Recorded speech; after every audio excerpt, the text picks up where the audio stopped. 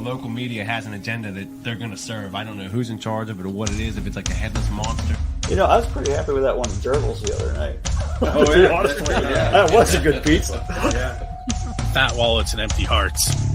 Which... Fat wallets, empty hearts.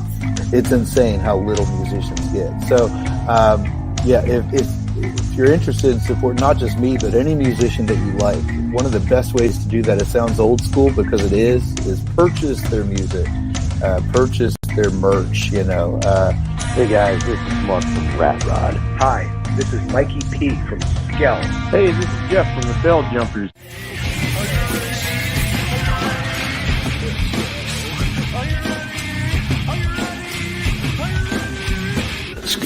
Probably be Paul, because he's awesome. This is Jessica for the band Dimited.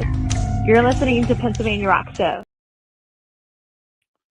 What's up, everyone? You are tuned into the Pennsylvania Rock Show, episode number 701 on buildascene.com, megarockradio.net, 107.1 KFGD FM, St. Louis, Missouri, rootaroo.radio.com in the beaches of San Diego, California, oldiesxl.com, Philadelphia, Pennsylvania, xrpradio.co.uk in the Highlands of Scotland. There, you guys can't see this week's guest, but I did, and you should have seen the reaction to that one. And now I forgot where else I haven't said. Music from the 412, where we're live all the time. You can check out musicfrom412.com. John Perry is hanging out with us from John Ballistic's Underground Jukebox, who is the one who introduced me to tonight's guest. We'll get to that momentarily. But Music from the 412 is a video and radio station, very similar to what MTV was in the 90s, all local, unsigned, and occasionally some signed bands in there that are from the Pittsburgh area. That's how they fit in there. But anyway, with me tonight are Age of Fiction. What's up? Howdy, yo. Hey, what's up? Real quick, why don't you guys introduce yourselves so we get that out of the way? I'm Bryan. I'm Holly. And we are Age of Fiction. And you guys are from, outside Seattle, Washington. We currently residing. We perform in Seattle, and we originated from Seattle. We moved out of town just to make money and save money. It's a little bit easier out farther away from the city, but we do get in whenever we can to perform.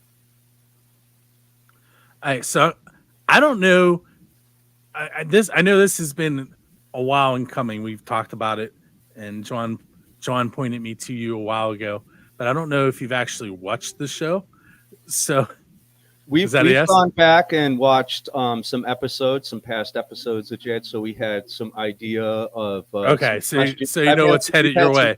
Yeah, we've had some time to think about the questions a little bit, because some of them were interesting. So yeah. All right, so I'm going to ask you an easy one to start off with, and that's how did you come up with the name Age of Fiction? Yes. That's a kind of a tricky one because Bryan and I can't remember which one of us said it. Usually our names, because we're constantly, if you could see right now, we're next to our garage, and we have it covered in chalkboard, and it's just a giant wall of chalkboard and names. We just randomly brainstorm names on. They come out from us just talking about things, and we were having some conversation, and we were like, oh yeah, probably we're thinking about all the ridiculous media going on, and it was and it's been, for a good long time now. And we're like, yeah, we're just something to the effect of we're living in an age of fiction.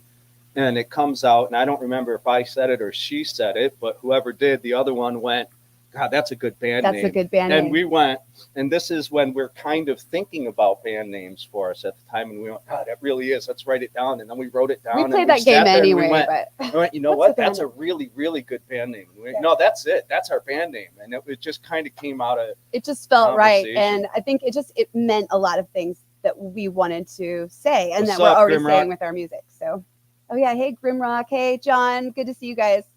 Thanks for coming. So speaking of bands, I'm so bad at this. 701 episodes, I still suck at this. On the radio show, we already heard 3 songs, and I didn't even tell you who they were.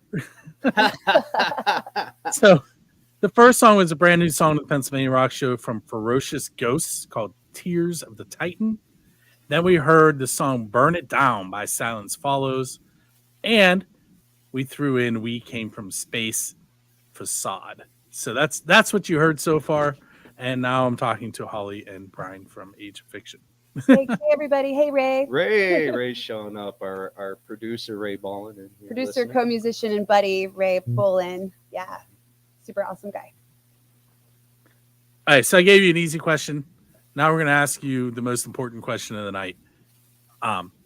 What is the best pizza you've had because you're a musician? Right. So Bryan and I talked about this earlier, and we've been around together a long time. So this was like some years back. I'm originally from Syracuse. That's right. Okay. So, my litmus test for pizza is pretty high. You better be. It's the water, right? Yeah, sure. It's important. And That's what I heard. The water makes the dough taste better. portion of my A lot of family's things. Italian, so are pretty high. But I always, if I had to get some good pizza, it'd be at Pagliacci's. Or not Pagliacci's. Pavone's. He's Yeah, been in I've Seattle been in too Seattle long. too. I'm sorry, Pavone's guys. Pizza. I don't know if they're still around. I haven't been to New York Pagliacci's. since '98. Pavone's out of It's Pavone's. I remember because for me, it was my first like New York pizza. New York style. And I It's a was nice, born in Alaska. It couldn't be farther from New York. thin So crust and a piece of pizza, it was good. You guys. pepperoni. I'm not kidding. Let's just go straight. I make pizza now. We don't buy pizza anymore. Not since before COVID. Can we afford or do we try to go out and eat? I cook everything. Indian food. I had Ray up here recording us. I made all this Indian food. I'll make pizza, Thai food, whatever it is. I figure it out. Make that here. She's a rock star in every way. We do a lot of what's here and how can we mix it. Totally. Right. Yeah. SpaghettiO surprise. That works. So the Snell Overlords title, was that a chalkboard thing or was that? Well, the song happened first, and it really happened quite suddenly. And it was one of those songs where it came out rather quickly. We had a whole lot of it written, and we'd just been jamming and messing around. And the whole overture with the singing and sort of triumphant, warlike, operatic, overlord entrance feeling to the whole thing just was so strong and powerful. We had been looking for something to encompass the entire album that would convey monsters of the modern age, monsters of our imagination, real monsters, imagined monsters, monsters you like, monsters you hate, all of it, because this album for us was really about monsters as it was coming out and being written. And the title kind of comes, it's got a multiple aspect. We live out in the middle of the woods, basically, and we like to garden a lot.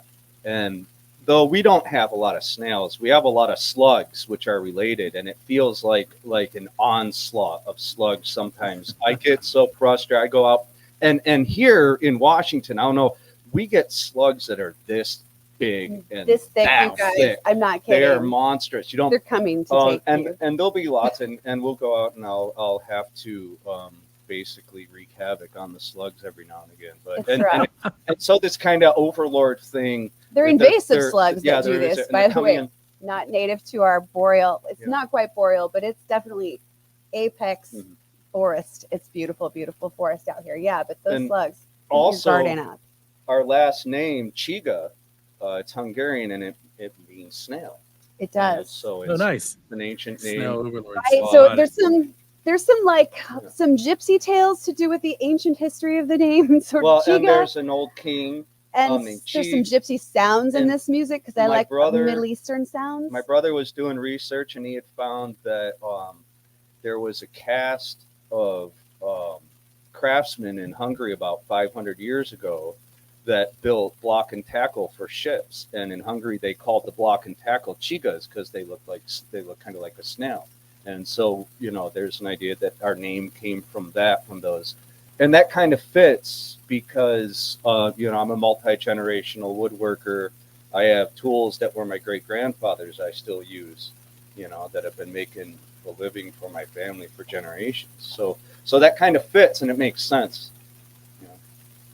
That's very cool. So kind of the Snail Overlords is we're here to take over the world.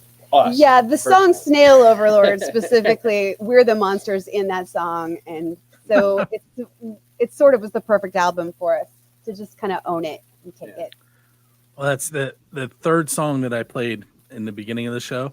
The We Came From Space Facade is off their album Overlords, which is why I played it it's also a prog song. So right. It's a time. It's that time we're living in. It just feels like we're inundated with overlords. It does. There's too many bosses. Too many chiefs, not enough top heavy. Yeah, not enough workers in charge.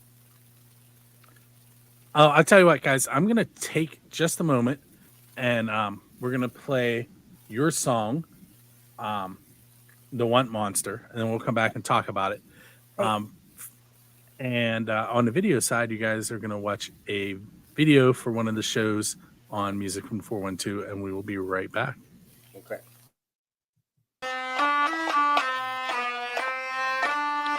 Hey, this is Jazz from Jazz's Rock and Road Show. I'm playing the hurdy-gurdy because if I don't get more bands for season number 2, it's going to be me playing a hurdy-gurdy on every single episode, and you don't want that. Check it out. I'm going to show you how to get on my show. What you're going to want to do is go to musicfromthe412.com, select the little menu thing in the center there, go down to where it says Contact, click on that. Then it's going to bring up Submissions, click on that. You're going to want to scroll down about halfway until you see Jazz's Rock and Road Show Submissions. Click on that. That brings up this lovely form. All you need to do is fill it out with your band's name, the song name, type of song, put a little sample in there. Basically, just fill out the whole form, go all the way down to the bottom, sign it, and submit the form. Pretty easy, right? Don't make me play this on every single episode. I don't want to do it. I don't want to do it.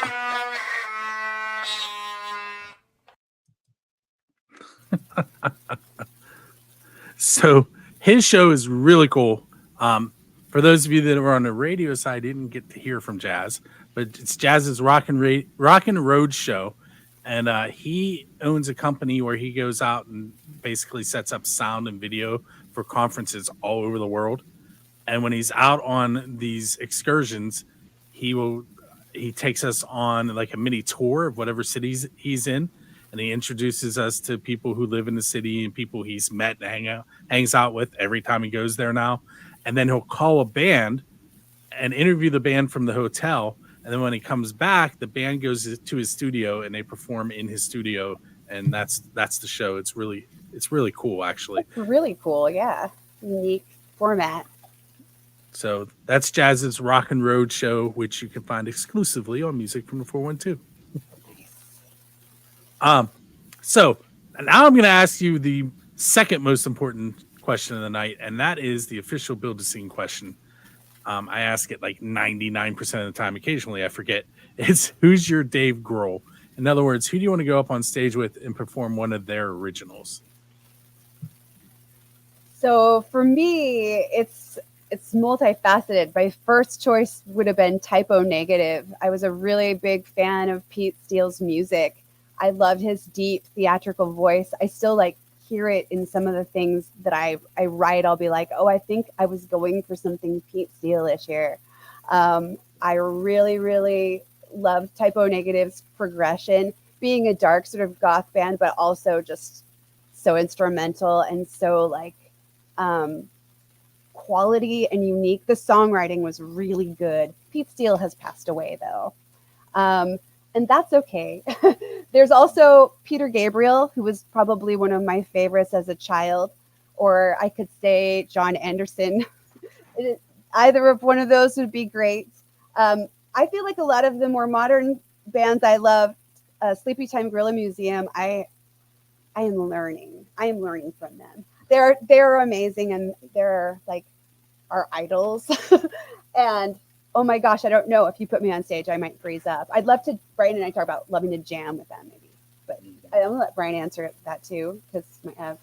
Oh yeah, I don't know. Something There's so many. cool. I guess I never really play other people's songs to try to. I just listen the tar out of them. I suppose I could sit down to it. To get up on stage in front of a bunch of people randomly and play with them freak me out. Yeah, I'd definitely improv with everyone in the world. I'd improv with anyone you put them next to me. But I suppose if it's, and this is, I don't know, it's kind of I don't want to jump and interrupt your next question or anything, but I suppose the person I would do would be someone from the way back. I'd really dig.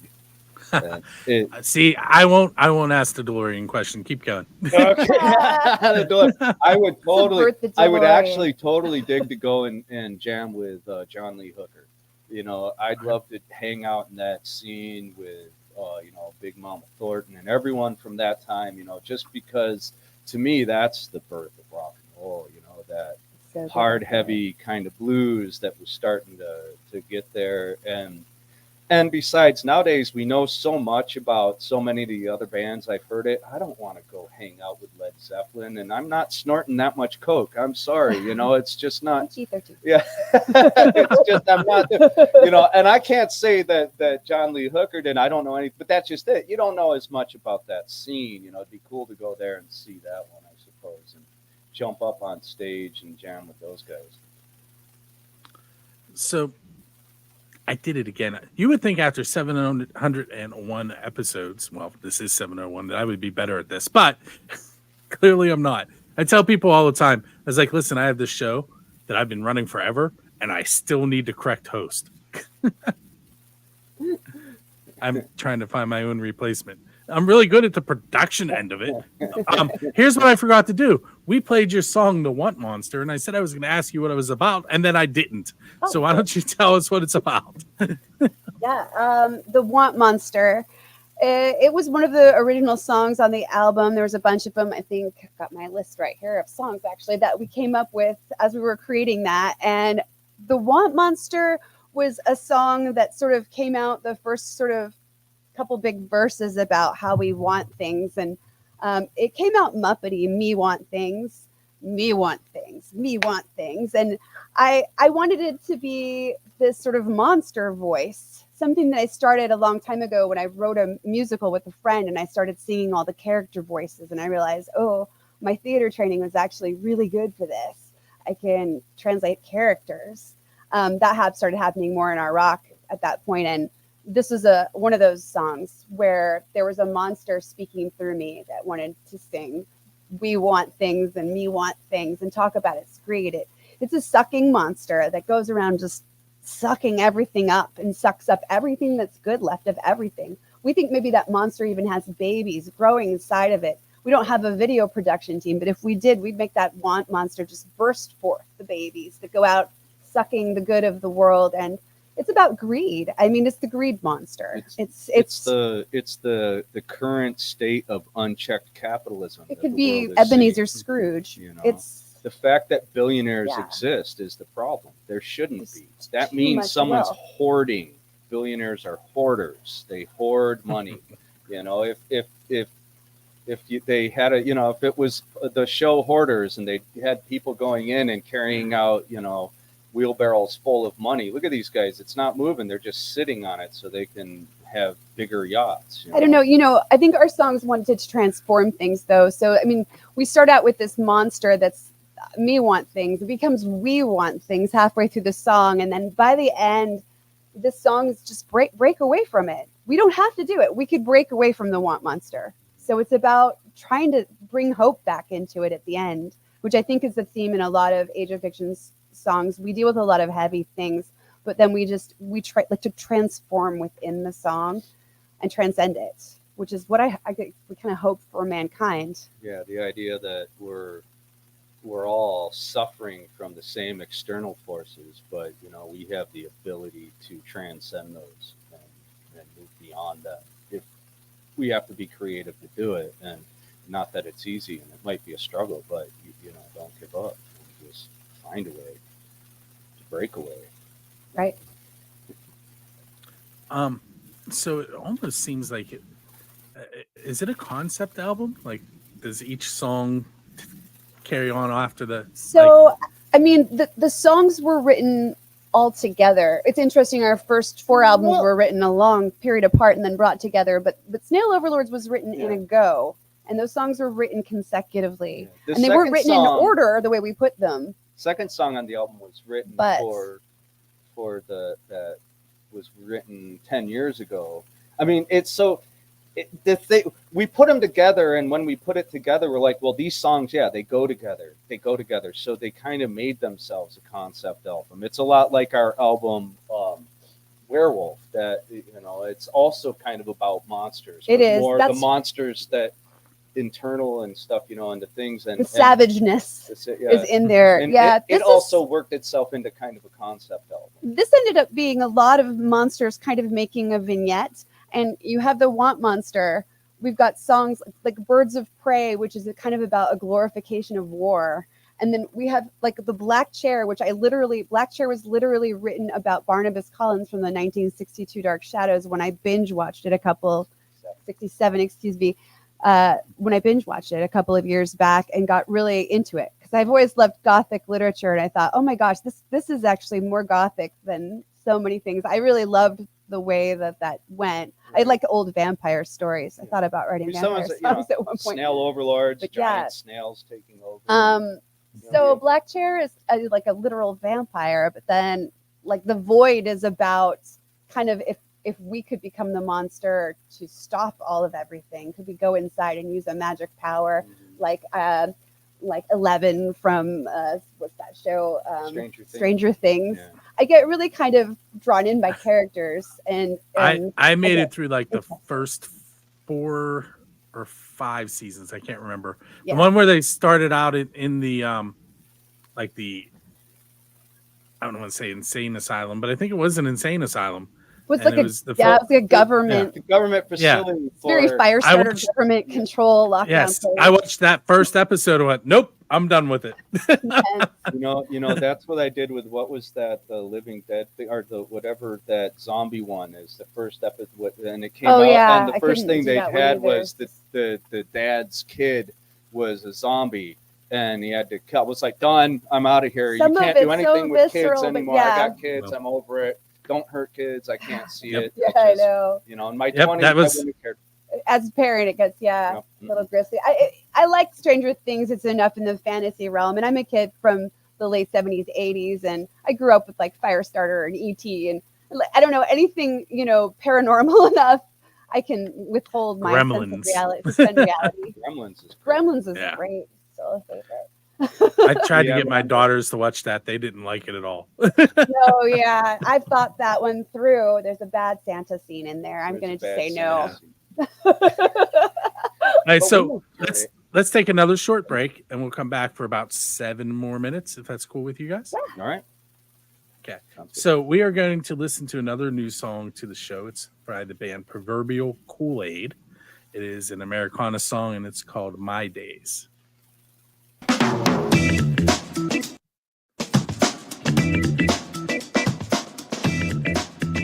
Music from the 412 with your concert calendar. I'm Bonnie Diver. New Year's Eve coming up. Medusa's Disco and the Groovy Roots will be at the Bridge Bar. And Bail Jumpers with a New Year's Eve bash will be at Katanning Eagles. Listen to win tickets for concerts coming up in 2024. Bill Ally Band will be at Jurgles on January 16th.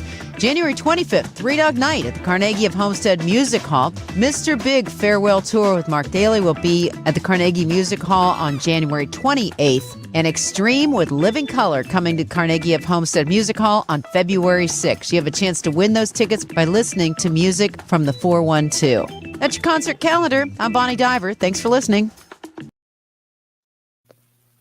Hey, so on the video side, you got to hear the concert calendar. You're going to have to tune into music from the 412 radio to hear that. It gets aired occasionally throughout the day. But you'll notice it didn't start until New Year's Day, and that's because our bands in the local scene have kind of stopped sending us shows because, it's Christmas and New Year's. But if you have anything coming up in that period of time or anytime after that, go to musicfrom412.com, click on the concert calendar, and submit your shows so that Bonnie can tell you about it. And Holly and Brian don't know who Bonnie is, but those of you in the I Pittsburgh do know area, who Bonnie Diver. do you really? Of course, she's in charge of your prog station over there. We know about She that. is, yes. We've given her a shout out. Still Hey, waiting Bonnie, to hear back. we really want to hear from you. So Bonnie is actually on iHeartRadio. Cool. She does a morning show on 3WS in Pittsburgh, and I listen to her on the rock station when she does the morning traffic on the rock station. So she's on FM radio, and then she's also featured on Music from 412, which is really cool. That's cool. We like that. Bonnie with a Y. Very clever. Yes. All right, so we're going to talk for a few more minutes. I'm going to ask a couple more questions. First of all, it should be noted that you guys are a duo.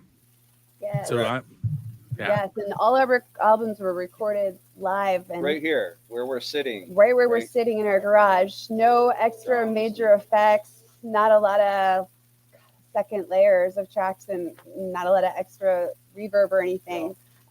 Ray really helped try to make it sound as live as possible. So, And we spend countless hours trying to, be as good as we can, so we can lay it down in one track. Because, Ray again is coming out of here, kind of out of the kindness of his heart and his absolute undying love of music. Period. It's just kind of just oozes out of him, and he can't help himself. He has to be involved in anything he possibly can. And so, he's helped us record, and he come up. And our first 4 albums we recorded in over May Day weekend 2021. He came up, and we just laid it down for a couple days, and then I sang for 2 days solid. It was intense. And it then was. When we did Snail Overlords, that was again in May of this year. And if you know anything about the Pacific Northwest, it's cold in a garage in May. And we laid down Snail Overlords, and the other album that we'll let you know that is sitting there, our 6th album, We May Be Burning, but at least we're on fire, that is still in production. And so, hopefully we'll be able to get back on top of that come after New Year's. And that was also done over a weekend. All right, so over Holly's shoulder there is Captain Kirk, and you guys were telling me a story, and I was like, wait, I'm going to ask you about it on the air. So tell me why Captain Kirk is hanging out with you guys. So he's an old pal of ours, that particular Kirk. It's a way back thing. I used to do this show, this space act called Holly Wyrd, and you can still go on YouTube and either to our website or just look up Holly Wyrd's Redshift. The album is still completely on YouTube for you to just listen to. It was a solo project I did with kind of the same equipment I have now. It was just solo. It was the beginnings of my going from sort of being a folk piano, Tori Amos-y kind of person to kind of into this electronic thing where I had discovered prog, and I was really now into like the bloopiest sounds, and I'd gone real space, and I'd gone really sort of psychedelic space progressive rock. And so I wrote an album that was a whole epic. I used to go out and perform it with 10-foot television antenna on top of my head hooked to my monitor headset, and I would beam down space information for the audience, and then I would perform my Holly Wyrd sounds from the mothership through me to the people. And occasionally Brian would show up and have like painted face, or maybe he'd like have an alien mask. Gold. Once in a while he would play. We were seeing I do some Live Girls Theater. Some throat singing. Yeah. He had a detached, different drum kit kind of back then. But yeah, we were starting. It was the beginnings of where it all started to come together. We were jamming a lot back then. And so Jim was a friend of mine, is a bassist in the band Cled in Seattle. Jim is from Jeff. Jim's from Jeff. Jeff had him. I think he just showed up or something. They at a show one time, and they'd taken him home party? at a house party or something. And anyway, he said, I have this Jim if you want him, since you're doing the space stuff. And I was like, yeah, I'll take Jim. And I started bringing Jim to Holly Wyrd, and he would be on stage way before me. First guy on stage. I mean, and he would have like a stole around his neck. I put the tip jar on his feet, and he became like, I was going to play because Jim was there. And then time went on. We started to bring him to some shows and some things we were doing, and he was just always there. Now he hangs out in our garage a lot of the time. We have an annual sort of private festival out here, though, with a bunch of rock bands. We usually film it, put it on YouTube called Rockapausen. And Rockapausen, because we live in Kapausen, Washington. Right. So Rockapausen. Yeah. Our Rockapausen Sound Festival, which is really just a private party where we invite as many of our friends that are in bands. Yeah, we get our music bands together and basically film them and hang out, and it's great. And and he's sort of like the mascot. He wears different costumes, might just be in some video footage here or there. He has his Miss Rockapausen sash on, right? He has we crowned him like a couple years back. He had a whole like tiara and a bouquet ceremony. He's even been rebuilt. All of his, he's obviously probably from an old Blockbuster or something. Brian's right? a seventh generation fine craftsman woodworker. He made a Yeah. spine of solid mahogany, right? Yeah, he's got a solid mahogany spine with everything, so Right. he can. And I had to rebuild him because he was falling apart at one point. Yeah, he was bending over at the neck. He's kind of an old cutout. He's been through a lot. He's been around. So I actually have a way to use him for a segue in just a moment. But I do have one other question for you guys.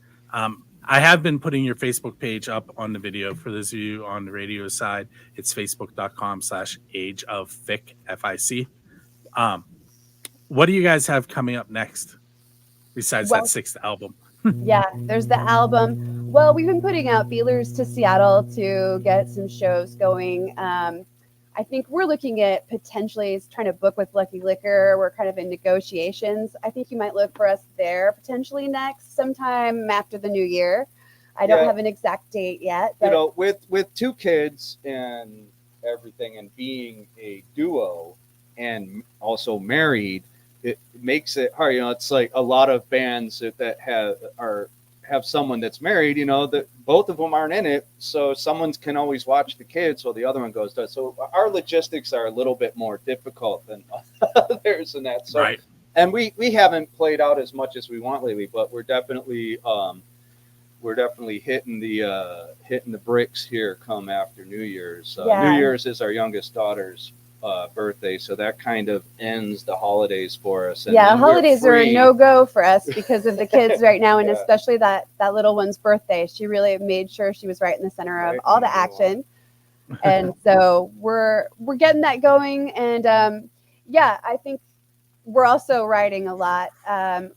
We've got that album sort of that we've kind of cleared. We're just waiting on working it out with Ray, and then we have some other songs we're starting to work on. Mostly we have to start the artwork, and Ray's waiting on us to get a bunch of artwork going. That too, we do all the artwork on our albums, a lot of photography background and arts background. So the snail is me in a horrible latex snail mask that I think. I have no idea. Yeah, it's that I think I got a latex allergy from wearing that mask. Yeah, don't inhale latex, guys. Just PSA. But art, you suffer for your art. So yeah, sometimes. All right, so in just a moment, I'm going to do that. I'm going to use Kirk for a segue. So we're at the end of the show, and thank you guys for hanging out with me. Thank you so much, Bill. It's been our pleasure. And those of you hanging out in the chat room and listening on the radio or wherever you end up listening, podcast, however, thank you for hanging out with us. Up next, we are going to hear from Working Breed and their song Deep End, and then we're going to hear from the band Low Life Drifters, their song Just Keep Drinking. Their lead singer used to be a teacher. I subbed in his room, and there was a cardboard Elvis in his room. Kirk and Elvis. Anyway, this has been the Pennsylvania Rock Show, episode number 701. We will catch you next time.